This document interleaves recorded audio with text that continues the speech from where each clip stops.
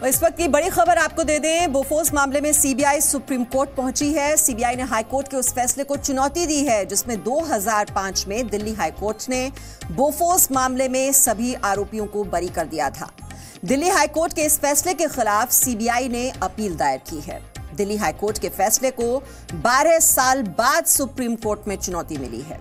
आपको बता दें, दिल्ली हाई कोर्ट ने 31 मई 2005 को बोफोर्स मामले पर फैसला सुनाते हुए हिंदुजा ब्रदर्स सहित सभी लोगों को बरी कर दिया था। और इसी पर और अधिक जानकारी के लिए रुख कर लेते हैं हमारे सहयोगी महेश गुप्ता इस वक्त हमारे साथ जुड़े हुए हैं। महेश, 12 साल पुराना ये मामला और सभी को बरी कर दिया गया था। अब सुप्रीम कोर्ट में सीबीआई की ओर से ये जो अपील की गई है उसका आधार क्या बताया जा रहा है? कुछ ऐसे एविडेंस, कुछ ऐसे डॉक्यूमेंट्स क्या सीबीआई के पास हैं और इसी वजह से सुप्रीम कोर्ट में जाने का फैसला लिया गया? देखिए, इसमें जो सबसे पहली बात ये होती है कि जो 90 दिन का टाइम होता है अपील फाइल करने का, तो सबसे पहले उसको कंडोन कराना होता है, यानी कि जो देरी हुई है कोर्ट में सबसे पहले उसकी सहमति लेनी होती है।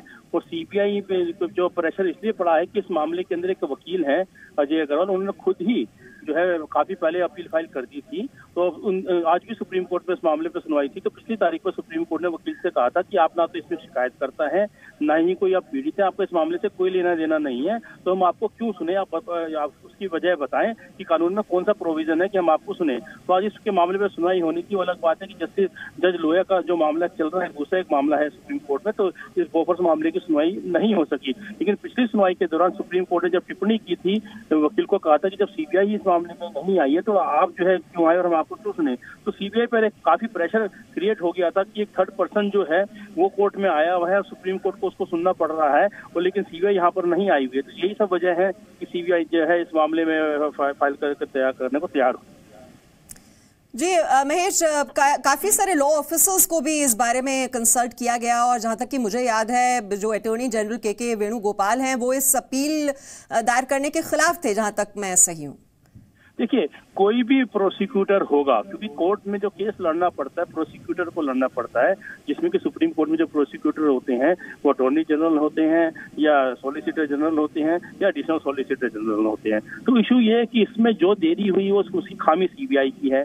अब ये जो नए जो भी है अटॉर्नी जनरल नए बनते हैं, सॉलिसिटर जनरल नए बनते हैं, इन सबका टर्म होता है, और जो या फिर एडिशनल सॉलिसिटर जनरल ये भी नए होते हैं। तो इन सबका ये मानना होता है कि जो सीबीआई की 12 साल की देरी है उसकी कमी का खामियाजा जो है ये प्रोसिक्यूटिंग ऑफिसर क्यों भुगते। तो उनका यही कहना था कि आप जब सीबीआई ने अटॉर्नी जनरल से भी कहा था और पहले भी अटॉर्नी जनरल ने राय दी थी कि अगर अब जो ये डिले है। जी महेश।